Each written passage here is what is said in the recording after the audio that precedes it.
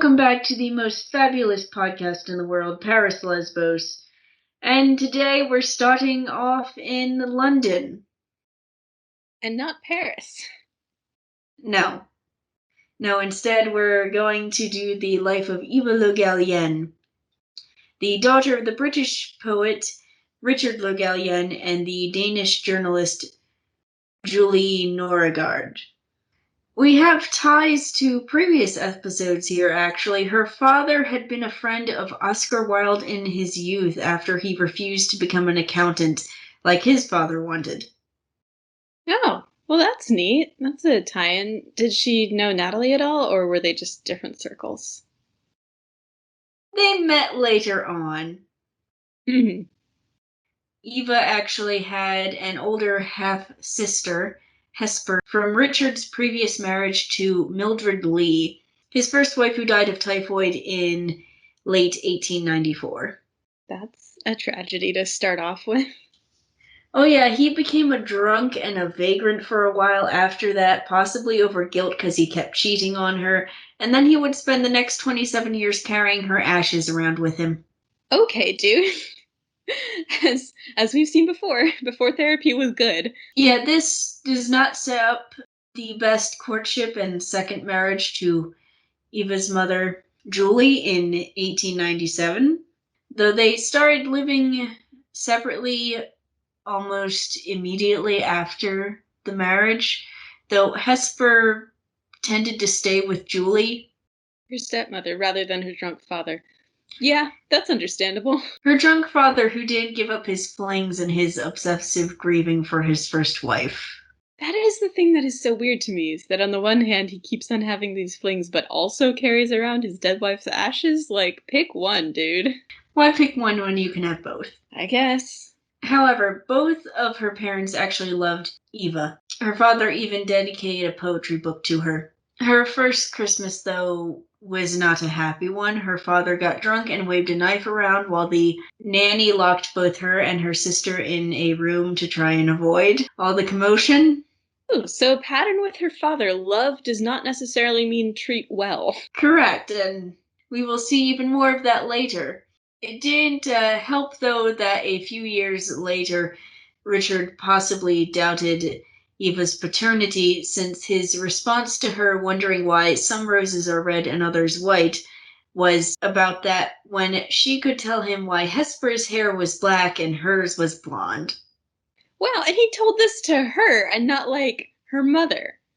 So I'm getting a pretty strong picture of this guy. Do we know anything about, like, how, like, what she thought of him? She loved him, but also would be quite upset with him. As we will see, there's a lot of, "Daddy, why aren't you paying attention to me?" Oh no. Well, and I hate to speculate, but maybe this whole thing about her parentage is him trying to justify not acting well toward her or something. Perhaps. Things were not helped in this marriage when finances became strained as well, and then her mother left him in 1903 after she had an affair with a doctor, and then she sued Richard for divorce. So, a troubled time. Yes, Eva wouldn't see her father again until 1917. Now, what was her childhood like outside of this? Do we know anything about, like, where she went to school or what her friends were like? We're getting there, because first she moves with her mother to Paris. Her sister doesn't come with them. She becomes a legal ward of an uncle instead. Is that voluntary, or? I think it's probably the result of the divorce, not being able to take your stepdaughter with you, and instead she's given off to some other relative by the state. So it's because of the legal issues. So while her mother is continuing her career as a journalist, Richard sends very little money. He's never in the best of financial situations himself. But there is enough money to take her to the theater to see Sarah Bernhardt perform Sleeping Beauty as Prince Charming. Ooh, and it awakens something in her. It certainly awakens a passion for theater in her, though her mother was actually worried that she wouldn't believe a 63-year-old woman was the young male Prince Charming. But Eva was entranced. As she put it, I sat in a kind of daze, completely under the spell of this extraordinary creature, who to me was Prince Charming personified. I remember thinking in a confused kind of way that this prince was more radiantly alive than anyone I'd ever seen, as though he lived more intensely, more joyously, more richly than other people. Yeah. So, Sarah Bernhardt. Maybe I'll get time machines and go and see her. Somehow I doubt that. But it does fuel her dreams to become an actress.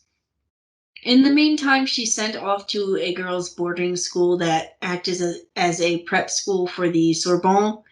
It encouraged her obsession with books, though to make pocket money she would sing English and Danish songs on a street corner, a scheme her mother thankfully never found out about because she tended to put an end to her schemes for pocket money.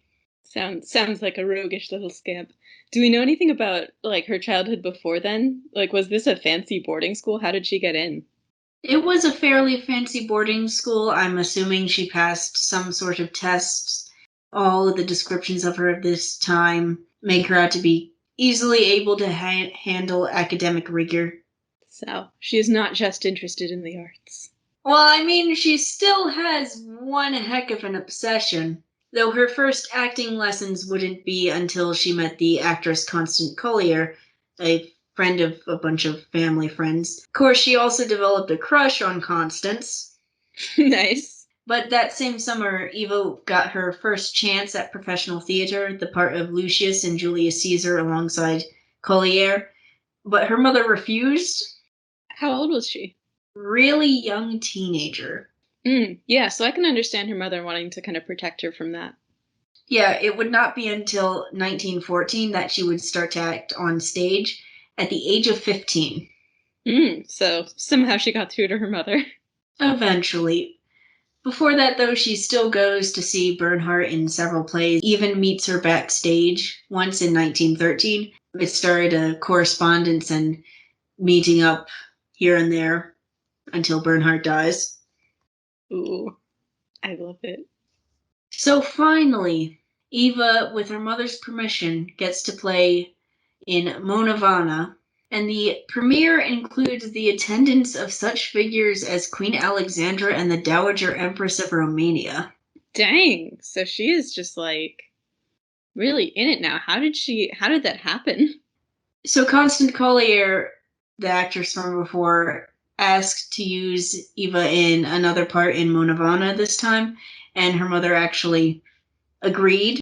And Constance Collier by this time was a established, popular, and distinguished actress. Gotcha. So she can command crowds like that. Wow. Where She can where can you certainly go from there? she can certainly get royalty to show up at the premiere. Now, World War I breaks out, and Eva's initial plans to study theater in Munich are dashed, so she settles for the Herbert Beerbohm Trees Academy in England for a few months before gaining the role as a Cockney maid. It was the role that gained her her first solo bow and a one-line positive review. Ooh. So she's moving up in the world. Yeah. It opens the doors to a bunch of different offers for roles and requests for interviews. In a few months, she's offered a role in New York City, which she takes and then sails for America with her mother in 1915. Now is this like a step up, or is it just that like the role itself is a step up? Like I'm asking about the theater world of England versus New York. I think the only real difference at this time is that the US isn't as impacted by World War I as England is. There's quite possibly more work available in the US than there is over in Europe, in England, or anywhere else that isn't a battlefield. Yeah, that makes sense. No, you can have a lot more time and money for arts in a place that isn't actively being war torn. Yes, however, the initial play was never made. Oh no! So what do you do? They You've just gone across the world to Or at least across a very big ocean. To have just for one job, and you don't even get that one job. What does she do? They stayed at a friend's house, and weirdly enough, her mother refused to work. It took a few months with their finances running dangerously low for Eva to gain work, the role of a black maid in Mrs. Boltey's Daughters. A black maid, Surprisingly, as in she did blackface, or probably for the time. Apparently, someone decided since you played a Cockney maid, you should be able to play a black maid and do accents well. Who decided the two were similar? I don't know. yeah, those are very different accents. I mean, the connection is the connotation of lower class, but like that does not speak positively toward whoever made that assumption. Yeah, surprisingly, her father attended one performance, and it was the first time he'd seen his daughter in 10 years. Wow. Was he in America now, or did he come specially to see her? He has been going back and forth, being between England and the US for different reasons. Couple of tours for his books, lectures, that sort of thing. Gotcha. Do they meet up at all? Does she have any contact with him, or does he just see the play? He just sees the play and he actually exclaims, "My God, is that my daughter?" Like he's so incredibly shocked. Oh, well, as if you have any reason to judge, sir. Yeah, pot calling kettle black. Hmm. Needless to say, the play doesn't go over well and she's unemployed again. Well, She hopefully may she gets more roles that are not blackface. Her next role, actually, a few weeks later, is as a Cockney maid. And from there she Wow. gets Typecasting much. she gets another lead role, which doesn't go well amidst a whole lot of confusion. She actually gets fired from it. Oh no, do we know anything about that? So you see, when the final dress rehearsal arrived, there were objections to how the performance was supposed to go, and there were several hours of redirecting, putting a new focus on speed and energy, and Eva wasn't able to change the mood of the play on such short notice, and she also objected to this short notice. So there And were she's bad. still pretty young, right? Yes, she is under 18 still. Yeah. So, come on, guys. Like, there are some very talented children in the world, but, like, chill out, guys. But whatever. But yeah, there's confusion, the reviews are bad, and so she's fired. And then Eva's father has apparently asked Hesper to come live with him in America. Eva is not pleased about this when she hears about it, probably from her sister, because she very much wants a closer bond with her father. And he So, didn't ask her to come live with him. correct. He doesn't really have much of anything to do with her. Cool. Love this guy. So while her father continues to ignore her, she gets a role in a play out in California, but her leading man poses a problem. Oh, yes? So you see, Richard Bennett was 43 to her 17. Love that. She wanted a mentor and he wanted sex. Oh no! See, it could have gone well if he wanted a mentee, in fact. I mean, there are historical things that happen where an older actor will train a younger actor as they play opposite each other. We even talked about last episode about, Sarah Bernhardt being older and um, having, or even in this episode of her playing the roles of much younger men as she was like in her 50s and 60s and training younger actresses and helping them with their craft. That can happen in a non-sexual way. That was not this case, and so she quickly returned to New York City. Mm-hmm. For the next year and a half, she toured with Ethel Barrymore and her company. We've seen this woman before in the Maude Adams episode. She admired her just as she had Bernhardt. Yeah, no, I can't imagine. And Ethel Now, Barrymore was also older right at this point, so. yeah. So, Now, mentors, they can exist without, assaulting people. Now, Eva had seen the actress Alla Nazimova, the exotic Russian, when she first arrived in New York City, but it was only now that they would meet. Eva would go backstage after a performance and they started discussing Ibsen's works, and from there it just blossomed into an affair. Love it. Ugh, nerds. It was also at this point that she moved out of her mother's place and into the Algonquin Hotel, which at this time had what are called the Four Horsemen of the Algonquin, the actresses Blythe Daly, Tallulah Bankhead, Estelle Winwood, and Eva herself. Ooh. The most popular sapphics there. I love it. Now, do we know, at what point she realized that she was sapphic? Or was it now? I guess no, we had that crush that she had before on her teacher. But did she have any kind of connection to other sapphic women before this? Not really, no. Well, it's good that she's found her people. Now, by 1920, Eva finally gets a break in her career playing the lead in Not So Long Ago, A Cinderella Story. It led to a 3-year contract. Mm-hmm. However, her affair with Nazimova would wind down when she visited her in LA and also viewed parts of her new production of Camille. Eva was not pleased with this production. So there's a description of Camille dressed in a lizard-like dress and hinting lesbianism, and Armand portrayed as sexually starved. And all Eva apparently can think about is how freakish this production was in comparison to those by Bernhardt and Barrymore. Yeah, it sounds a bit like exoticizing. It really is. So she feigned an urgent telegram and departed for New York City. I love this. So after 3 years, their relationship ends. Oh no. What happened? Drifting apart. I guess fair enough. Her 3-year contract also isn't the smoothest sailing. So her co-star, Schildekraut, would pinch her boobs during one scene when he was supposed to be dead.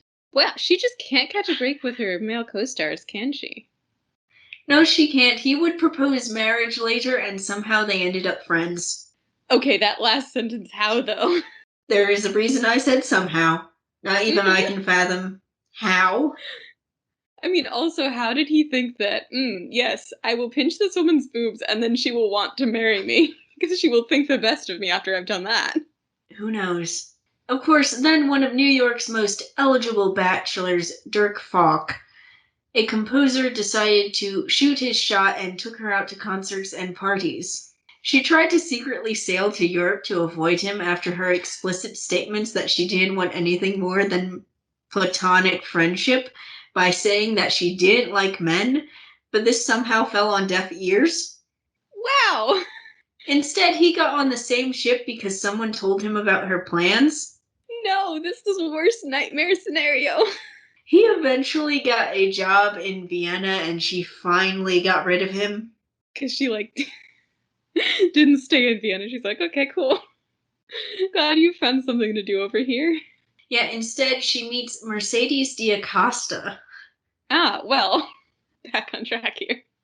Who had also had an affair with Alla Nazimova. I love it. Things are just the same then as they are today. Everyone's hooking up with each other's ex-girlfriends. So an arranged lunch meeting ended in Mercedes' apartment and the affair took off from there. However, there were bumps because Mercedes was engaged for a mariage blanc and actually followed through with that, so things cooled down for a bit, but the relationship continued. The marriage blanc being the marriage without actually doing anything. Correct. Correct. Just for the optics. So they would sail to Europe and actually catch a glimpse of Eleonora Duse, Sarah Bernhardt's Italian counterpart, and later on, Eva would meet her. They would also attend Natalie Barney's Friday Salon. So, not content with the small circle of lesbians that she has found before, she increases her circle of lesbians. As one does. Mm.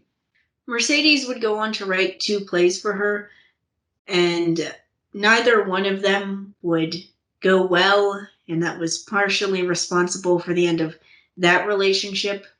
Oof. It's like, have you ever heard of the sweater curse among knitters? No. You're not supposed to knit a sweater for your significant other because the curse is that by the time you finish knitting the sweater, you will have broken up with them or they will have broken up with you. So perhaps this is the playwright's curse. Perhaps.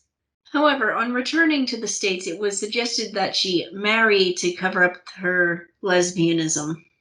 Right, because Mercedes had done that and that allowed her more freedom probably. Initially, Eva refuses, and then she reconsiders, and then she decides she's going to marry the actor Basil Rathbone, who had been her co-star at one point. Oh. What did he think about it? Did he know? I don't think he knew. Either way, there was a pregnancy scare and he ran away. I'm sorry, what? How did she have a pregnancy scare? Did she like men? She did not like men. Oh, wait, did he have a pregnancy scare with someone else? Is that what's And going on? no, it was a pregnancy scare with her. How do you as a lesbian have a pregnancy scare in those days? Do you need me to find a banana and a taco for you? No, I just don't. If she didn't like men, like and she wanted to get married but not to have sex with a man, why would she have sex with a man before the marriage? To get the man to marry her? But if there's a pregnancy scare and that causes him to leave, then clearly that is not a good strategy. And things just kept coming because then she heard that Dusa had died. No. And Eva felt like she had disappointed one of her heroes by not being true to herself over the Rathbone debacle. So there ended any idea of a marriage of convenience. And she couldn't just marry a gay guy? Like, there's so many gay men, especially in theater. How did she not just find one of those and get married? That is a question for the dead, and they don't answer the phone. Fair enough. After ending things with Mercedes and refusing to marry for cover, things didn't improve. The press and male authority figures of Broadway disliked her and believed she didn't portray the passions of a woman well. They called her cold and intellectual, which at the time was code for lesbian. Hmm. Weird. Um, kind of the opposite of the portrayal of lesbians today, where it's like hypersexualized.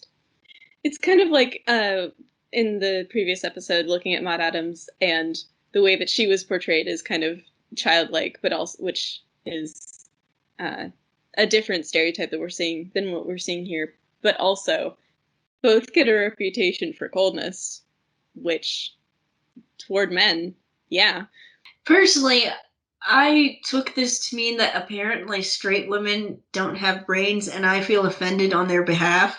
yeah, no, fair. I mean, one would expect an actor to act, and so a lesbian can act like she likes men and doesn't need to actually like men in theory. But that also goes to a historical tendency of particularly male directors to discount women's acting abilities and try to put them in situations where they're no longer acting. For instance, in a scene where they're supposed to be humiliating them before the scene, either in rehearsals or in the case of a movie, right before the scene is shot, or in a scene where they're supposed to be scared, actually scaring them, because they don't trust women to act. Perhaps. Either way, this forces her to do her own thing. So she becomes the director and producer of Ibsen's The Master Builder and plays the heroine Hilda. It is a success, despite the scandal of such changes as switching ankle length skirts and dresses for pants, hiking boots, and cigarettes. Mm-hmm. I love it. So she is doing it her way now. Yes, her successes with Ibsen lead her to create her own theater. The Civic Repertory Theater on 14th Street opens its doors in 1926. The first performance was a disaster, but the next production was a success. It's also So during she's figuring it out, I guess. Yes, it's also during this time that she starts an affair with the actress Josephine Hutchinson and gains her American citizenship. Oh, I hadn't realized she didn't have it up until this point. But I guess she didn't really need it. Congrats to her. By 1928, we also have the return of Alla Nazimova to this tale. The two hadn't talked Ooh. much. In what capacity? The two hadn't talked much, but Alla's career wasn't going well, and she needed money. Eva needed a star. Wow, I love that Eva, starting her life not having a lot of money, is able to be the person now to support others. Yes, because of Alla's sensational star status, many critics were amazed at Eva's ability to blend the company into an ensemble. I love that, yeah, so she's not standing out in particular, she is connecting to everyone else. And then Eva decides she wants to be Peter Pan, a role first brought to Broadway by Maude Adams. Mm-hmm. It is, I guess, now the lesbian role. Whereas Adams' portrayal of Peter, though, was romantic and sentimental, Eva intended Peter to be agile, muscular, and mercurial. It said that instead of an icy Haida or a practical Varia, referencing roles she had played before, she became a boyish elfin Peter Pan. So that does harken back to, as we were looking at the differences between the ways they were stereotyped. Adams was seen as more, you said romantic and sentimental, and she's like childish. There's a fairy tale quality to her, whereas Eva is more practical, I guess, or grounded. Yes. And we add something new to the production. Determined to fly, Eva hired the same people who had supervised Maude Adams. And then, with an intricate system of wires, counterweights, and pulleys, and a 10-pound harness, she began rehearsing flying around the theater a month before opening. So And not when actually grounded all that much. Yes, and when she perfected this, she added a swoop out over to the second balcony of the theater for her curtain call. I love this. Audiences naturally went wild. Mm-hmm. Naturally, I would too. She would continue to perform the play each November for as long as the Civic existed at 14th Street. And by now, she had also bought a dilapidated house up in Connecticut with the help of her friend Alice de Lamar, whose dad made a fortune in Texas oil. And she would escape there whenever criticism and rumors became too much for a time. I love this. So they still don't have good therapy, but at least she has a retreat to go to. And she's going to need it, because things take a turn in 1930 when her privacy implodes with Josie's divorce making front page news. This is not helped by her husband naming Eva as a correspondent on the divorce. In fact, 60 years after this, theater professionals still referred to Eva as the actress who was the first lesbian correspondent in a divorce. Oof. So I would imagine a lot of negative publicity resulted. Oh, yeah, headlines and cartoons about how Hutchinson is her shadow actress, which was code for lesbian. Eva is humiliated. She checks into a New York hospital for 2 weeks for exhaustion. She does manage to do the Civic's 5th season, though. In fact, she would star in Allison's House, and the play would win a Pulitzer Prize. However, she also started drinking heavily after the Hutchinson scandal, which would affect her during rehearsals. And I would think so. This doesn't bode well considering her father was an alcoholic, so she is particularly susceptible. Ooh. I can see a problem coming up here. Yes, and then her house exploded. I'm sorry, what? What does that mean? Her house explodes due to an unknown gas leak and her striking a match going down the stairs to the basement. Is she hurt? She is in the hospital with burns on her legs, her arms, her face, her hands. She nearly dies. In fact, newspapers initially reported that she had burned to death. And yet our story does not end here. No, but it's not a good couple of weeks, so she isn't given pain drugs for 2 weeks because doctors believed that withstanding pain for as long as you could would make your recovery stronger. That doesn't sound right, but I don't have a medical degree, so. It wasn't helped that when her hands were unbandaged and she finally saw them, they looked like shapeless lumps of angry red flesh, and it terrified her, like, am I going to be able to use my hands again? Ever? Yeah. No, especially since up until now she has made her living on, what she can do, not only with her voice, but also with her body, what she looks like, what her gestures look like, all of that.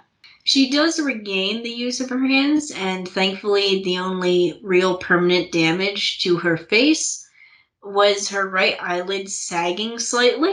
She does not immediately return to the theater after this. Instead, upon release, she leaves for Europe with Josephine. She runs into her father in Paris, actually. He's married again and with a new stepdaughter, Gwen, who Eva disliked for taking her father's attention and last name. Mm-hmm. She also got to see her half-sister, who she was much more pleased to see. She also Yeah, had because they'd actually had a childhood together and knew each other.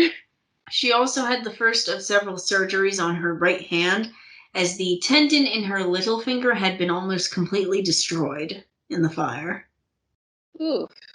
So she's been having interactions with the medical system, and it sounds like she's going to continue to. Yeah. She also writes her first autobiography titled At 33, and it's a bit like therapy for her, though very guarded if you ever read it. Well, I'm glad she had some way to kind of work through all of that, because she's had quite a lot of life by 33. Yes, however, her self esteem has plunged because of the scandal and injuries. She feels like her beauty is marred. Things were not helped also by the economic outlook of the Civic Theater, and we're now going into the Great Depression as well. That time where no one has any money for basic necessities, let alone theater tickets. And then she makes a mistake. She refuses the directorship of the National Theater Division of the Works Progress Administration, a position that FDR himself offered her. First of all, I am kind of amazed that she was that big a deal. Like, good for her, but also, second of all, why didn't she take that? She thought that it wouldn't give her as much control and flexibility as she had with the Civic. Yeah, but it would give her a job in the Depression. Well, she still has the Civic at this point. And she doesn't. I mean, we don't know how the future is going to happen until it happens, but come on. So things are not going well. Her drinking is interfering with everything. She missed speaking engagements, and then Josephine left her because she started a new affair with the actress Marian Evanson in 1934. No, come on. So now she's behaving even more like her father. Yeah, and then she fell into a deep depression and drunkenly drove her car into a boulder, among other incidences. Wow, this is not looking good for her. No, but she does have another success. She decides to play L'Aiglon, as Sarah Bernhardt had done and Maude Adams had popularized in the US. At least she has that. Does this give her any sort of way out of this? It is a success, and she never misses a performance, even when she's dealing with a 9-pound tumor in her leg during the tour. Dang. She actually, with this, she specifically wanted to avoid complaints that had been leveled at other actresses playing the role. For instance, Bernhardt was criticized because she looked, walked, and talked like a woman. Some people had complained that Maude Adams was effeminate. So she chose to play the prince as energetic instead of like a sickly languid. However, New York critics felt that she played it too intellectual, despite still agreeing that the performance was one of her best. Wow. So I guess no woman can do this role right, huh? I guess women are just always terrible actors and no woman can do anything. No woman can play a man, surely. No, never. However, this success could not save the Civic Theater, in part because Eva had always kept prices low to encourage audiences who otherwise wouldn't be exposed to works like Ibsen to come and see the plays. So financial difficulties and her refusal to compromise on what plays she put on led to the Civic's closure on the eve of 1935. Oh no. What can she do now? Well, she retreats to Connecticut with Evanson, and she debates over whether or not she should leave the theater. She knows that Eleanor Dusa had taken over a decade-long break from the theater because she felt that it was becoming something she didn't particularly like, though Dusa had eventually returned for financial reasons. So she was in a bit of a crisis. Who even was she if she wasn't acting? By summer, she returned to the theater, having resolved her sudden midlife crisis of what do I do, what do I do? I just go back to what I was doing before. Apparently, her return to Broadway, though, just adds fuel to the fire of wanting to do her own thing still. So, does she do a new theater? What can she do now? She once again copies Bernhardt. She decides to play Hamlet, since, after all, during La Gallienne, a critic had asked, and why not a Le Gallienne Hamlet? I think this poet's daughter has the poet's mind for the part, the cerebral graces as well as the physical. So she puts on Hamlet with the financial backing of a Mrs. Bach, and again critics complained about a lack of passion. What, because she's a lesbian? Can hardly fault her for that. Also, can I just say, I love how at any point in time where she's not sure what to do, she looks at the other actresses who are kind of doing the same thing she is, and she says, what can I steal from them? It's called research. Mm-hmm.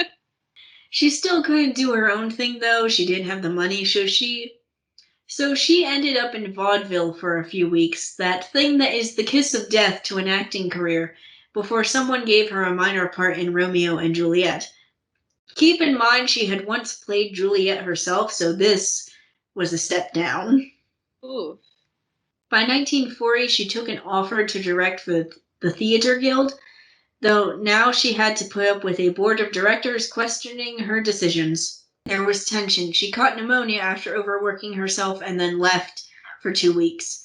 Then her relationship with Evanson ended, and she had a new relationship with the director Margaret Webster, which this is practically a repeat of the end with Hutchinson because the discarded woman doesn't move out immediately, so there's a weird love triangle all under the same roof, not helped by Evanson basically being relegated to the role of caretaker for the house and maid and cook because she doesn't have the money to live on her own.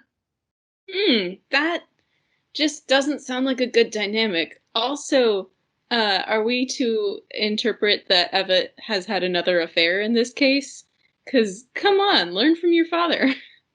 Eva is never entirely faithful. And then her mother dies of cancer. As if she hasn't had enough in her life. Yes, but then World War II ends, and her next venture is to co-found a theater with Webster and the producer Cheryl Crawford.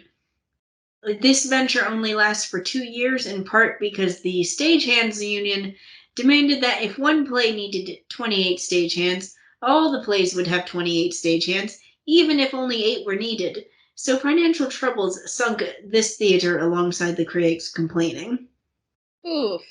This was probably not helped by the attitudes to women at the time and the fact that all three were lesbians. This is, after all, post-World War II. Women are to get out of the factory and back to being housewives in suburbia. Right, lesbians are a threat to the housewife image, and you can't have lesbians because at least one of them has to work. Oh yeah, women should not be working. They should be in a kitchen. Mm-hmm. By now, Eva's 49, overqualified, considered too old, and too threatening. Acting is just not going well again, and stage acting in particular, because it now also has to compete with TV. She also disliked the popularity and dominance of musicals that had taken over, so she went on a few lecture tours instead. How did that go? I mean, it sounds like she's had kind of a controversial reputation, that on the one hand people think she acts really well, but she's also seen as cold and as maybe too intense sometimes. It goes well enough to keep her afloat. And then her relationship with Webster ends when Webster gets more involved with politics and ends up on the FBI's communist list. Oh, but so for once she didn't cheat on someone. And now, naturally, Le Gallienne works even more to escape the feelings that a breakup causes. This includes a radio show for 16 weeks where she reads plays and refines her translations for Ibsen's own plays all the while. She also tried to record plays and then finally succumbed to Hollywood in 1955 with a role in The Prince of Players. Though it was a Succumbs to very. Hollywood. Yes. Love it. Eva Le Gallienne is a stage actress, really, not a Hollywood actress. Though this role is a very minor one. Was she interested in Hollywood, or you said TV previously was also really big? Was she interested at all in these things? Not a whole lot. She was very much a stage actress, and in fact, she returns to the stage after this short stint in Hollywood, briefly tries teaching, and then plays Queen Elizabeth in an off Broadway production. By now, she seems to have gotten her life under control and back on track, made her peace with the ups and downs of her life. Then in 1964, she was given a special Tony Award for acting for 50 years. Dang, that is a long time, especially for a woman. I mean, it sounds like she couldn't always get parts, but for the most part, she was able to find things to do with herself, which a lot of times women get forced out as they get older, as we've mentioned with her. Yes, and the National Endowment of the Arts follows this with a medal in 1986. So at Old least people are age, recognizing that she has contributed a lot to the field.